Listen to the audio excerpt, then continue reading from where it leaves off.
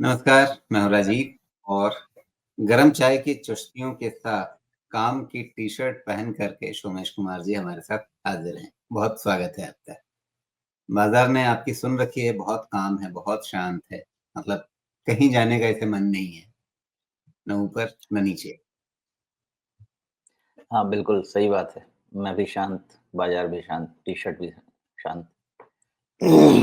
देखिए, शांति अच्छी है मेरे हिसाब से तो आना चाहिए ऊपर मार्केट और भी। थोड़ा बहुत थ्रोबैक होगा व्हिच इज़ फाइन, कंसोलिडेशन चल रहा है। लेकिन अभी तक मुझे लग तो नहीं रहा कि ये जो रिवर्सल शुरू हुआ है, वो रुके। थोड़ा और अपसाइड जी। आना चाहिए। ये रिवर्सल कौन-सा ऊपर से नीचे वाला है, नीचे से ऊपर वाला? नहीं, अभी जो करेक्शन के बाद का जो रिवर्सल आया है, उस पे। वो तो अभी ये और रहना चलेगा। चाहिए। हाँ, जी, चलना चाहिए, इतनी जल्दी खत्म नहीं होना चाहिए। मेन चैलेंज है तो ज़रूर 24/7 से चैलेंज है, लेकिन 25 के ऊपर जाना चाहिए। फिर देखेंगे चलता है, नहीं चलता है, असेस करेंगे। ओवरऑल कोई दिक्कत अभी तक नहीं है, ब्रॉडर मार्केट ठीक-ठाक चल रहा है, स्ट्रेंथ की कमी नहीं है, कंसोलिडेशन है। तो नेट-नेट यही कह सकते हैं कि ट्रेंड अभी कंटिन्यूड है। देखते हैं, अपने लेवल्स टूटेंगे तो रीअसेस करते हैं, अंटिल देन हंकी डोरी है। जी। आईपीओ बाज़ार में भी हलचल शुरू हो गई है, तो क्या ये भी एक संकेत है कि हाँ, बाज़ार का मूड सुधर गया है?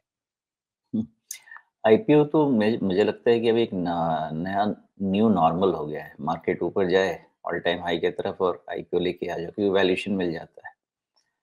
तो सेंटिमेंट ठीक है और आईपीओ के लिए तो जो मेन कहानी बेचना है और उतना तो अरेंज हो ही जाता है नॉर्मली जितने का आईपीओ आता है।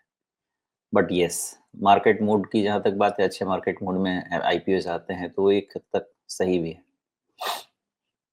जी। तो फिलहाल अब यहाँ से आगे क्या रखी जाए रणनीति, किन स्तरों पे रखी जाए नज़र, इन सब की थोड़ी बात कर लेते हैं और उसके बाद फिर बढ़ेंगे दर्शकों के सवालों की तरफ, क्योंकि आज का दिन खास तौर पे दर्शकों के सवालों के लिए है। कोशिश करेंगे ज़्यादा से ज़्यादा जितने सवाल हो जाएँ। तो फिलहाल अभी क्या हाल है बाज़ार का? बाज़ार ये कह रहा है कि हम सेंसेक्स 81,500 के आस-पास और यहाँ पे बहुत ज़्यादा कोई बड़ी हलचल नहीं है। आप यहाँ जो देख रहे हैं। अ, पिछले 3-4 दिन से एक दायरे के अंदर आराम से सिमटा हुआ है। तो ये दायरा किधर मतलब अगर आप कह रहे हैं कि दिशा ठीक ही है, ऊपर रिवर्सल अभी और कंटिन्यू करेगा, तो इसका मतलब ये है कि सेंसेक्स तो ख़ैर कहाँ पर है 82,300 के आसपास का दिख रहा है लेवल और उससे पहले उसी दिन का निफ्टी का जो है 24,800 के आसपास का हाई है, 850 के आसपास का। तो क्या वहाँ तक या उसके आगे? अभी तक मेरे पास ना राजीव जी विजिबिलिटी बियॉन्ड 25,300 की नहीं है, वहाँ तक की विजिबिलिटी है। हालाँकि पिछली बार भी इस चीज़ को हाइलाइट किया था मैंने, ये रैली 25,700-800 तक भी एक्सटेंड हो सकती है। इतनी स्ट्रेंथ इस रैली की रहेगी। तो एज़ एंड व्हेन इट जी। हैपेंस हमको एनालाइज़ करना पड़ेगा, लेकिन इस रैली का स्ट्रेंथ रहना चाहिए नहीं, लेकिन उससे पहले वो तो 23,800। अभी ये 24,850 के आसपास अटकेंगे या पार कर जाएँगे आराम से? नहीं, वो वही मैं कह रहा हूँ कि 25,300 तक तो यही वाला ट्रेंड जाना चाहिए। ओके, इसमें कैveat 2 है। पहला ये है, हमसे 2 सवाल पूछे जाएँगे कि भाई ये मोमेंटम रहेगा या चला जाएगा? मोमेंटम वाला जो पॉइंट है वो 24,300 है और जो ट्रेंड वाला पॉइंट है वो 23,800। ये दोनों के रहते हमें ज़्यादा सोचने की ज़रूरत नहीं पड़ेगी। ये ट्रेंड रहना चाहिए। 25,300, 100-200 पॉइंट ऊपर-नीचे हो सकता है। वहाँ तक हमको देखना चाहिए बाज़ार को और फिर उसके बाद रीअसेस करेंगे। लेकिन ओवरऑल मार्केट की स्ट्रेंथ इतनी है अभी ब्रॉडर मार्केट की, कि सम फाइंड निफ्टी को ऊपर आना ही पड़ेगा ऐसा लगता है। जी। तो क्या ये कहा जाए कि अभी आपके पास ख़ास करके ट्रेडर्स के लिए एक अच्छा रिस्क रिवॉर्ड है? क्योंकि नीचे आप लगभग 300 पॉइंट नीचे खतरे की लकीर खींचेंगे, ऊपर की तरफ कम से कम अभी पहला पड़ाव 700 अंक ऊपर दिख रहा है और उसके आगे भी गुंजाइश खुलती है। तो मतलब ट्रेडर्स के लिए तो बढ़िया स्थिति है ना अभी फिर? ट्रेडर्स के लिए बहुत ही सुंदर स्थिति है और वो ट्रेड कर सकते हैं। सिंपल है ट्रेड करने का, बहुत कुछ इसमें दिमाग लगाना नहीं है। वोलेटिलिटी भी बहुत ज़्यादा कुछ है नहीं। तो buy by dips momentum play है तो 24,300 के नीचे रिस्क मैनेजमेंट, पोजिशनल प्ले है तो 23,800 के नीचे risk management and wait for better levels. 25,000 होना चाहिए, 25,300 भी होना चाहिए। होना चाहिए, होगा कि नहीं समय बताएगा, लेकिन मेरे हिसाब से उतना होना चाहिए। ये सब फ़ेवर में ही जाते हैं पॉइंट्स ट्रेडर्स के। जी। लेकिन नए निवेश के लिए आपने बीच में कह रखा था कि भई नीचे खरीद लिया, अभी थोड़ा देखते हैं। तो अभी भी देखना है या अब कुछ शुरू करना है? नहीं जो न्यू इन्वेस्टर्स हैं उनको स्टॉक स्पेसिफिक ही करना पड़ेगा और थीम थोड़े से आइडेंटिफाई करने पड़ेंगे। जो डेटा मैं देख रहा था, उस डेटा के हिसाब से जीडीपी ग्रोथ के लिए कंजम्पशन का पुश बहुत ज़्यादा ज़रूरी है अब और कंजम्पशन का पुश अभी तक है नहीं हमारे पास। तो समझिए कि हमारा मेजर डिसरप्शन कहाँ से आया था? मेजर डिसरप्टर हमारा था कोविड और उसी को हम मेन झेलते आए थे। तो अगर एक नॉर्मल इकोनॉमी की बात करें कि प्री कोविड और पोस्ट कोविड इकोनॉमी की बात करें, तो प्री कोविड की इकोनॉमी जो हमारी मानी जाएगी, वो नॉर्मल इकोनॉमी मानी जाएगी और नॉर्मल इकोनॉमी, इंडियन इकोनॉमी जो होती है, वो कंजम्पशन ड्रिवन होती है, जहाँ पे इश्यू है। इश्यू इसलिए है मेरे हिसाब से कि इंटरेस्ट रेट्स हाई हैं, क्रेडिट फ्लो नहीं बढ़ पाया है सिस्टम में जिस रेट पे बढ़ना चाहिए। वो क्रेडिट फ्लो बढ़ेगा, अम, जो बोरोइंग्स हैं वो सस्ते होंगे, तो कंजम्पशन्स पर भी होगा।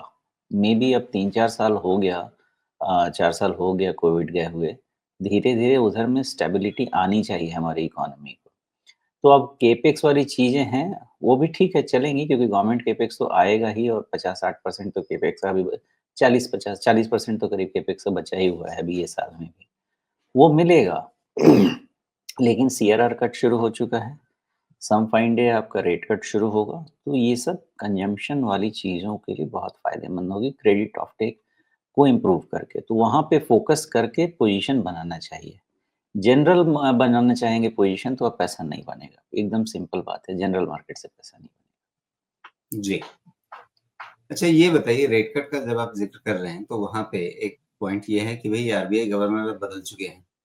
तो आरबीआई गवर्नर बदले हैं, तो क्या उसके चलते आरबीआई के स्टांस में कहीं कोई फेरबदल आपको कुछ ट्वीकिंग, बहुत कोई ड्रामेटिक चेंज तो शायद ना हो, लेकिन क्या कहीं थोड़ा-सा मतलब इधर से उधर कुछ ट्वीकिंग होगी? क्योंकि जब शक्तिकांत दास आए थे 6 साल पहले, तो उस समय वो वित्त मंत्रालय, शुरुआत में वो वित्त मंत्रालय के ज़्यादा करीब दिखते थे। जाते-जाते वो आरबीआई के, मतलब जिस तरह से एक गवर्नर वाली भूमिका होती है, मतलब सरकार कह रही है तो ठीक है, कह रही है, लेकिन आरबीआई को क्या सोचना है उस तरीके से ही हम सोचेंगे।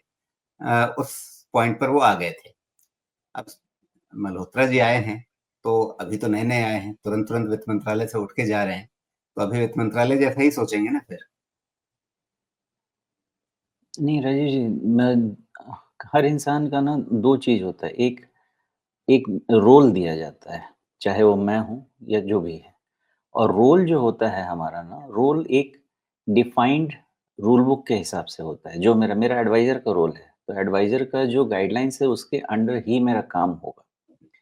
लेकिन मैं एक इंडिविजुअल भी हूँ और हर इंडिविजुअल का एक यूएसपी होता है, एक स्ट्रेंथ होता है और इसीलिए मैनेजमेंट चेंज होता है तो डायरेक्शन, मेथोडोलॉजी थोड़ी बहुत चेंज होती हैं बिकॉज़ हर इंसान की अपनी यूनिकनेस होती है और इसीलिए लाया भी जाता है, चेंज भी इसीलिए लाया जाता है कि नई सोच को लाया जाए। लेकिन जो नई सोच को आप लेके लाते हैं, उसके कारण आपके बाउंड्री कंडीशंस नहीं चेंज हो सकते बिकॉज़ हमें उसी रेगुलेशन, उसी अथॉरिटी के अंडर काम करना पड़ेगा। तो मेरा ऐसा अंदाज़ा है कि ये अटकलें चलेंगी कि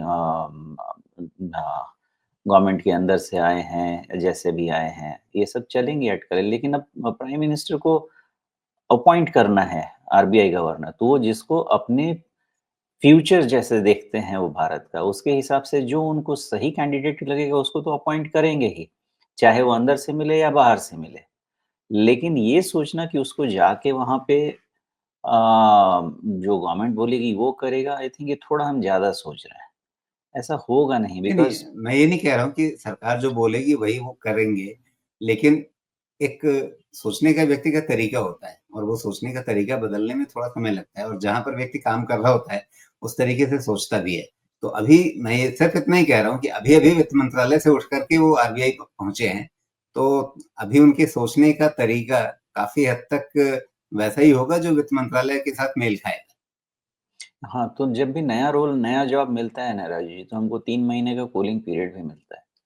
3 महीने हमको चीज़ें समझने के लिए भी मिलती हैं कि फटाफट जाओ, नया रोल भी मिलता है। जैसे मैंने भी अपना चेंज किया, फ्रंट ऑफ़िस से मिडल बैक ऑफ़िस किया, तो 3 महीने दिया जाता है कि तुम चीज़ों को समझो, उसके बाद अपना वैल्यू ऐड करो। तो वो कूलिंग टाइम तो इनको भी मिलना चाहिए और मिलेगा ही और उसके हिसाब से फिर वो अपने आप को अलाइन करेंगे जो आरबीआई का काम है। तो थोड़ा समय नहीं, उनको मोटी-मोटी लगेगा। बात इतनी मोटी-मोटी इतनी बात बताइए कि उनकी पहली प्रेस कॉन्फ्रेंस आपने अगर सुनी, अगर समय मिला, तो क्या उसके संकेत ये हैं कि रेट कट जल्दी होगा या जैसे पहले वेट एंड वॉच वाली नीति आरबीआई की दिख रही थी, अभी भी वही रहेगा? नहीं, रेट कट होगा। जल्दी और बाद का तो मुझे नहीं पता, मेरे हिसाब से जल्दी सवाल ही तो होगा। सवाल तो मेरे बस वहीं हिसाब पर से है ना कि जल्दी होगा या मेरे नहीं? हिसाब से जल्दी ही होगा, क्योंकि ये शुरुआत होती है। देखिए, किसी चीज़ का एक ट्रिगर होता है, CRR cut is the first step. अब इसके बाद रेट कट होना है और बहुत ज़्यादा देर नहीं होगी। मेरे हिसाब से नेक्स्ट पॉलिसी से शुरू हो जाएगा, भले ही बहुत छोटे टुकड़ों में हो, लेकिन उसका समय आ चुका है और अगर आपका ये फूड इन्फ्लेशन थोड़ा बहुत भी कंट्रोल में आ जाता है, जो कि राबी हार्वेस्टिंग के बाद थोड़ा आने के चांसेस हैं, तो आप रेट कट होता हुआ देखेंगे, वो ज़रूरी है। तो मेरे हिसाब से अगले पॉलिसी से रेट कट भी धीरे-धीरे शुरू हो जाना चाहिए। जी, लेकिन वहाँ पे एक थोड़ी विचित्र स्थिति है इस मामले में कि अभी आपके सामने अचानक से इन्फ्लेशन ऊँचा, जिसके चलते आप रेट कट नहीं कर सकते। ग्रोथ अ, अचानक से गिरी है, जिसके चलते आपको रेट कट करना चाहिए था। लेकिन वहाँ पर उम्मीद ये अब कि नहीं, ग्रोथ अगली तिमाही में सँभल जाएगी और इन्फ्लेशन कम हो जाएगा। तो अगर इन्फ्लेशन कम होगा जो कहेगा कि हाँ, अब आप रेट कट कर सकते हैं। ग्रोथ सँभल जाएगी तो वो बात कहेगी कि नहीं, अब उतनी अर्जेंसी नहीं है। एक्चुअली सब ना मिक्स एंड मैच होता है राजू जी, एक तरफ से तो नहीं होगा। देखिए, अगर इन्फ्लेशन परेशान कर रहा है और आपको ग्रोथ लेके आना है, तो आपको कहीं न कहीं सिस्टम में थोड़ा-सा और पैसा छोड़ना पड़ेगा। उसके लिए टूल्स हो गए आपके क्रेडिट पर सीआरआर जो भी होते हैं। लेकिन साथ जी, में जो भी ग्रोथ है ना 2 तरीके से चलेगी। एक आपका फिस्कल मैनेजमेंट और दूसरा आपका मॉनेटरी मैनेजमेंट। तो मॉनेटरी मैनेजमेंट में अगर थोड़ी अटकलें आती हैं, तो इसीलिए आरबीआई होता है वो गवर्नमेंट के साथ काम करता है, जहाँ पे उनको फिस्कल पॉलिसीज़ का सहारा लेना पड़ेगा, जहाँ पे गवर्नमेंट की केपेक को स्पर करना पड़ेगा। तो दोनों तरफ से काम होना चाहिए और वो अगर मान लीजिए कि मॉनेटरी पॉलिसी के टूल्स कम पड़ते हैं हमको ग्रोथ को टैकल करने के लिए because inflation is the issue. At the back and हमारे पास फिस्कल टूल्स हैं, जो कि यूज़ किए जा सकते हैं ग्रोथ को स्पर करने के लिए। लेकिन फिर इस पे एक नया डिबेट चालू हो जाएगा कि आपका इन्फ्लेशन बढ़ा हुआ है, आप मॉनेटरी पॉलिसी के टूल्स यूज़ नहीं कर रहे हैं, लेकिन आप फिस्कल पॉलिसी ग्रोथ को स्टिम्युलेट कर रहे हैं, लेकिन फिर ग्रोथ आएगा तो इन्फ्लेशन भागेगा। भई ये तो है ही। मतलब आगे चूहा की पीछे बिल्ली ये वाला सिचुएशन तो हमेशा रहेगा। लेकिन अगर दोनों में आपको बैलेंस बनाना है, तो इस तरह से ही चलना पड़ेगा। लेकिन मेरा मानना बिल्कुल इससे भी अलग है। आपका core inflation is not a big problem. Your problem is और our problem is food inflation और फूड इन्फ्लेशन ऐसा ही वोलेटाइल चीज़ ही है। फूड इसका कुछ कर नहीं सकते हैं। तो ये कंट्रोल में आएगा और फिर मेरे हिसाब से रेट कट थोड़ा-सा आसान हो जाएगा, लेकिन रेट कट में उतनी भी तकलीफ मुझे नहीं होगी मुझे लगता है, क्योंकि core inflation is under control. अगर वो कंट्रोल में नहीं होता, तब दिक्कत हो सकती थी। जी। अच्छा, लेकिन अगर हम बैंकिंग स्टॉक्स को देखें और बैंकिंग इंडेक्स को देखें, तो ऐसा लग नहीं रहा है कि नए आरबीआई गवर्नर को कोई बहुत शानदार सलामी मिली है। आप यहाँ देखें तो एक ठंडा स्वागत आज कह सकते हैं? नहीं, ठीक है, मे बी इसको कह सकते हैं ठंडा स्वागत, लेकिन बैंक इंडेक्स ने आरबीआई को ऑलरेडी अच्छा कॉम्प्लीमेंट दिया हुआ है, जो राइज़ में ऑलरेडी आ गया है। तो मैं यही कहूँगा कि बैंक इंडेक्स अच्छी स्थिति में है और हम सबके लिए अच्छी बात ये है कि 52,500 निकल चुका है। इसलिए मेरा ऐसा मानना है कि बैंक इंडेक्स का new high is imminent. New high बनेगा बैंक इंडेक्स का, पेशेंस टेस्ट करेगा। और अब अगर कहता हूँ मैं कि 52,000 के ऊपर निकल चुका है, दैट वाज़ द पॉइंट, तो मुझे ऐसा लगता है कि जब तक उसके ऊपर है, ये आपका मोमेंटम को भी पकड़ के रखेगा, बैंक इंडेक्स को। कुछ मोमेंटम को नहीं हुआ है, आप इसका कैंडल का एनालिसिस करेंगे तो करीब-करीब 4-5 कैंडल लगातार ऊपर चले हैं, उसके बाद कंसोलिडेट कर रहा है। बहुत ही स्ट्रॉन्ग, बहुत ही अच्छा स्ट्रक्चर है, कंसोलिडेशन वाला स्ट्रक्चर है। लेकिन ये आपको बैंक इंडेक्स यही बता रहा है कि बैंक इंडेक्स भी कहीं न कहीं आने वाले समय में लिक्विडिटी एक्सपेक्ट कर रहा है, क्रेडिट ऑफटेक एक्सपेक्ट कर रहा है, मेबी रेट कट एक्सपेक्ट कर रहा है। ओके। तो फिलहाल अभी यहाँ पे अगर आपको लगता है कि नया हाई जो है, बैंक इंडेक्स भी बनाएगा, निफ्टी बैंक भी बनाएगा, तो फिर हमें किन स्तरों की तैयारी पहले से करके रखनी चाहिए और उसके लिए मतलब क्या यहाँ पर आपको ऐसे मौके दिख रहे हैं जहाँ निवेशक निवेशक कह रहा हूँ, पैसे लगा सकते हैं? जी, बिल्कुल। मैं अभी भी कहता हूँ माइक्रो फाइनेंस या एनी एनबीएफसी और बैंक जिनका एक्सपोज़र माइक्रो फाइनेंस में ज़्यादा है, उनको छोड़ दीजिए और जिनके प्राइस टू बुक थोड़े कंट्रोल्ड हैं, आप वैसे बैंक और एनबीएफसीज़ में इन्वेस्टेड रहिए, ये पे करेगा। बैंक और जी, एनबीएफसी से पैसा बनाने के लिए आपको उसमें टाइम स्पेंड करना पड़ेगा, टाइम नहीं कर पाएँगे। जी। अब सुमेश जी अपनी तरफ से तो नाम बताएँगे नहीं, तो दर्शकों के सामने क्या रास्ता है? रास्ता ये है कि जो उन्होंने एक फ़िल्टर बताया, उस फ़िल्टर पे आप अ, छानिए, कौन-कौन से नाम आते हैं, वहाँ अपनी तरफ से रिसर्च कीजिए, थोड़ा समझिए और जो ना समझ में आए, वो पूछ लीजिए। तो वहाँ इनको पर और सुमेश जी डायरेक्शन दे सकते हैं राजीव जी, इनको और अच्छा मोस्ट डायरेक्शन दे वेलकम। सकते हैं। देखिए और क्या चाहिए बैंक्स हमें? में हाँ, बैंक्स में ना ऐसा समय नहीं है कि आप बहुत छोटे बैंक्स के पास चले जाएँ अभी, बिकॉज़ आपको एक्सपोज़र समझना है, ओके? इसलिए बैंक्स में बिल्कुल क्लियर रखिएगा कि आपके top 3 4 private and top 3-4 PSU banks. अगर इसके लिए आपको एक आधा परसेंटेज का सीएजीआर कॉम्प्रोमाइज़ करना पड़ता है तो भी ठीक है। लेकिन मैं नाम लूँगा, आरबीएल बैंक जैसे जगह जाने की ज़रूरत क्या है आपको जहाँ पे क्वालिटी नहीं है? प्राइस गिरा हुआ है, क्वालिटी ज़ीरो है, क्यों जाना है? मेरे कहने का मतलब ये है कि जहाँ क्वालिटी है वहीं जाइए। ऐसा मेरा कोई रिकमेंडेशन नहीं है कि आरबीएल बैंक नहीं जाइए, आपका मन है जाइए। मैं आपको जो समझाना चाह रहा हूँ क्वालिटी। इसलिए आप ये 3-3 6 कॉम्बिनेशन भी बना के रखेंगे तो you will have a peaceful night, आपको सीएजीआर भी मिलेगा। एनबीएफसीज़ को थोड़ा अलग से डील कर सकते हैं। एनबीएफसी में मुझे लगता है ना कि अगर आप उसका एनबीएफसी उठाएँ भी, तो मुझे लगता है कि आपको सेकंड लेयर या सेकंड स्ट्रैटा जो पहला हो गया आपका लार्ज कैप या प्राइम एनबीएफसीज़ हो गए।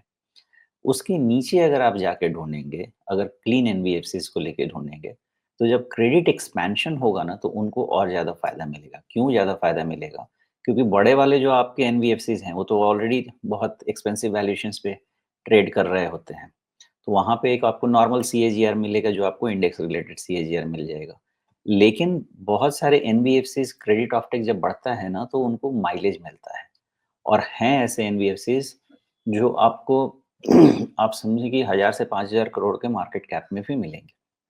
क्लीन एनबीएफसीज़ मिलेंगे, एनपीएस कंट्रोल में है, मैनेजमेंट क्वालिटी सुपर है। उन एनबीएफसीज़ को आप थोड़ा-सा अपने आप ऐड कीजिए। आपका अल्फा जनरेट होगा। इसलिए ऐसा नहीं है कि सिर्फ़ आप जाके प्राइम एनबीएफसीज़ ही लेने लगिए, जैसा मैंने बैंक में बोला। बैंक की स्ट्रैटेजी आप प्राइम रखिए, लेकिन एनबीएफसीज़ की स्ट्रैटेजी में मान लेते हैं कि आप 30% प्राइम रखिए और 70% भी नीचे वाले रखेंगे, हाई क्वालिटी, तो आपको ज़्यादा माइलेज देगा।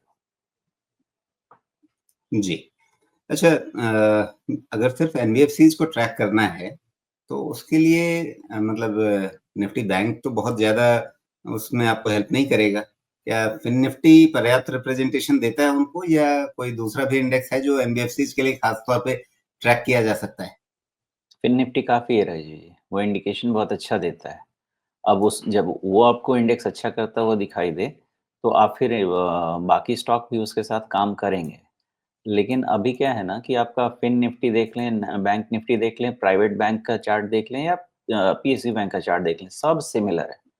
किसी में कोई ज़्यादा डिफरेंस दिख ही नहीं रहा है।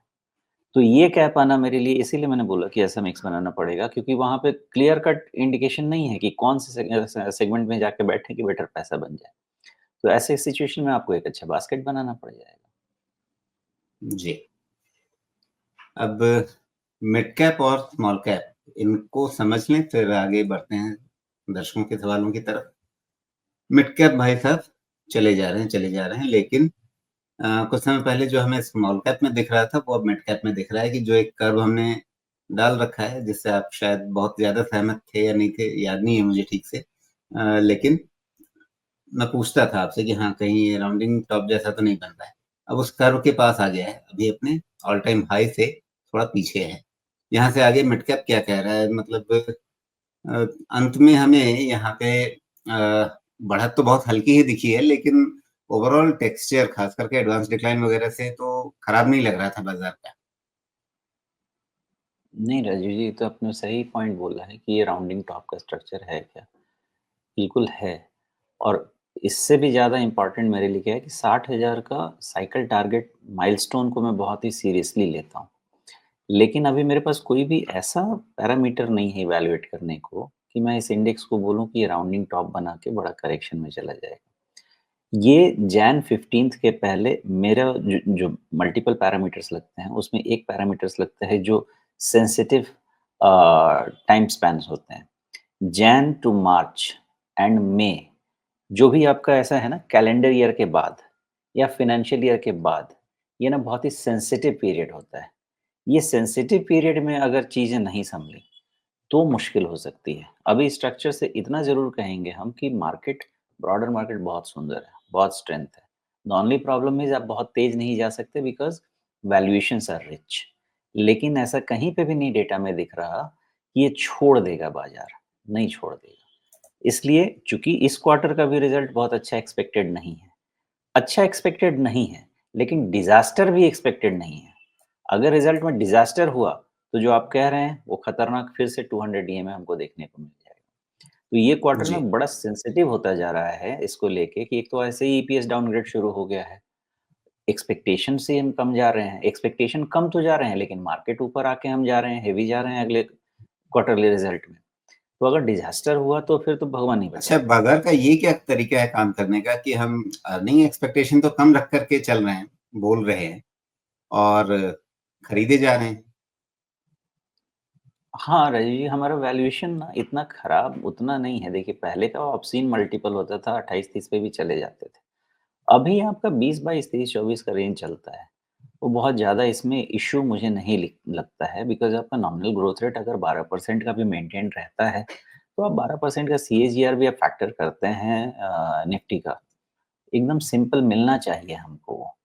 तो उतना जी, बड़ा रिस्क हमारे पास नहीं है। अब वो समय गया कि आप ये हम सब उम्मीद करने लगे हैं कि आशा है कि भाई अब 12 मल्टीपल पे निफ्टी ट्रेड हो सकता है, 12, 14, 15 पे हो सकता है। वो सिनेरियो कब होता था जब रिसेशन या शार्प स्लो डाउन होता था, स्ट्रक्चरल स्लो डाउन होता था, जिसमें हमको फॉरवर्ड ईपीएस की जगह ट्रेलिंग ईपीएस पे काम करना पड़ता था। अभी 6% पे $4 ट्रिलियन की इकोनॉमी भी ग्रो करे तो ग्रोथ बड़ा है ना, रियल जीडीपी ग्रोथ बड़ा है। तो उस पे मुझे नहीं लगता कि हम 1 ईयर फॉरवर्ड, मुझे नहीं लगता कि 17 टाइम्स के नीचे इवन फैक्टर भी करना चाहिए हमको। जिस दिन 6 के नीचे जाने लगेगा ग्रोथ, फिर दिक्कत हो सकती है। लेकिन अभी तक वैसी कोई विजिबिलिटी नहीं है और मैं 17 टाइम्स के नीचे फैक्टर नहीं कर रहा। जी। तो चलिए, ये रही मिड कैप की बात।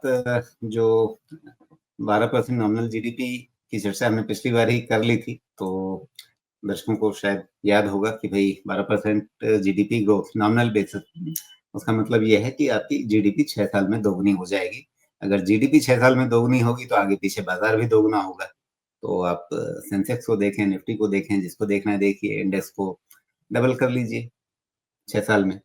अब वो एग्ज़ैक्टली अब किस समय से किस समय शुरू करेंगे देखना, उससे काफ़ी कुछ अंतर पड़ जाएगा, लेकिन मोटा-मोटा हिसाब यही रहेगा। आप कहाँ से देखना शुरू करते हैं 6 साल, उससे फ़र्क पड़ सकता है, लेकिन कहानी वही रहेगी। अच्छा, अब निफ्टी स्मॉल कैप को देखिए। अगर हम इसे एक प्रिकर्सर के तौर पे देखें कि भई जिस तरह का स्ट्रक्चर अभी हमने मिड कैप में आपसे पूछा कि हाँ, ये एक राउंडिंग टॉप पोटेंशियल हो सकता है। तो वैसा ही स्ट्रक्चर निफ्टी स्मॉल कैप बना रहा था और इसने राउंडिंग टॉप के स्ट्रक्चर को एक तरह से फोड़-फाड़ दिया है। जी। तो मेरे हिसाब से अब तो ये बात सभी मानेंगे जो मैंने आपको ये डिफरेंशियल बताया था कि क्या हो सकता है एंड क्यों स्मॉल कैप ज़्यादा बेनिफिशियल हो सकते हैं। और ये जो चीज़ें मैं लेके आ रहा हूँ राजीव, ऐसा नहीं है कि मैं आज कोई नई चीज़ बना रहा हूँ। मैं एक हमेशा ना बहुत एक स्ट्रॉन्ग बिलीफ और स्ट्रॉन्ग वर्क बैकग्राउंड वर्क के साथ मैं एक लंबा व्यू लेता हूँ। ये सारी चीज़ें मैंने 2020 में ही ड्रॉ की हैं और उनमें मैं एडजस्टमेंट करते जा रहा हूँ basis the development in the economy and the fundamentals जो हो रहा है। और ये स्ट्रक्चर अभी भी उसी समय का चल रहा है, जब तक ये साइकिल कंप्लीट नहीं होगा मैं इसको चेंज नहीं कर रहा। और अगर अभी तक हम सही हुए हैं, तो मेरे हिसाब से हम आगे भी सही होंगे। ये मिड साइकिल है मिड कैप और स्मॉल कैप का। मिड साइकिल के बाद लंबा करेक्शन है, लेकिन शायद ये मिड साइकिल अगले साल भी चले, अगले साल। सॉरी, 2026 पहले मुझे लगता था कि हो सकता है बहुत खराब साल हो सकता है। देखते हैं, जनवरी टू मार्च अगर निकाल लेते हैं और maybe May, July onwards will have a fair idea कि हमारा 26 कैसा निकलेगा। अभी तक ठीक लग रहा है। तो आप इससे अंदाज़ा ये लगा लीजिए कि स्मॉल कैप में 20 से 21 हज़ार की जगह इंडेक्स में तो बनती है। और ये है कम जी। से कम कोई भी टेक्निकल एनालिस्ट ही हो, मैं तो टेक्निकल एनालिस्ट नहीं कहते अपने आप को, मैं ये चीज़ें समझता हूँ, प्राइस वॉल्यूम मुझे समझ में आता है। क्लोजिंग ब्रेकआउट तो मिल गया ना आपको, तो थियरी क्या कहती है? अगर आपको best of the best close मिल चुका है, तो कहीं न कहीं ये तो पॉज़िटिविटी ही बताता है, लॉन्ग टर्म पॉज़िटिविटी। तो क्यों नेगेटिव पढ़ा जाए? और अगर कोई नेगेटिव पढ़ना चाहता है, तो एक बार पीछे जाके डाउ जोन्स का चार्ट देख लिया जाए, नैस्डैक का चार्ट देख लिया जाए कि उसके बाद कैसा बिहेवियर हुआ था, या फिर हमारा अपना आईटी इंडेक्स का चार्ट देख लिया जाए कि despite all the expensive valuations, जितना भी डिस्कशन था, हाई बनते जा रहे हैं, हाई बनते जा रहे हैं। तो स्मॉल कैप में भी थ्रोबैक नहीं हो सकता क्या? क्यों नहीं हो सकता? बाबा ये तो लग रहा है कि मतलब वो जो रेलवे स्टेशन के बाहर में जो सीढ़ी लगती है ना कि एक तरफ से निकाल के दूसरे तरफ लेके चली जाती है, इतनी लंबी वाली सीढ़ी, ऐसा होता है स्मॉल कैप। गिरता है तो आपका पूरा भरोसा चला जाता है और चलता है तो आपको विश्वास नहीं होता है। ये 20 से 21 हज़ार का इंडेक्स होगा, उसके बाद फिर से इवैल्यूएट करेंगे। थ्रोबैक पक्का है, वो होगा, आज होगा, कल होगा, उससे डरिएगा मत। जी। थोड़े दिन पहले जो जान निकल रही थी ना सबकी, अब सब में जान आ गई है, तो जान निकालने की ज़रूरत नहीं है, ऐसा कुछ नहीं हो रहा है।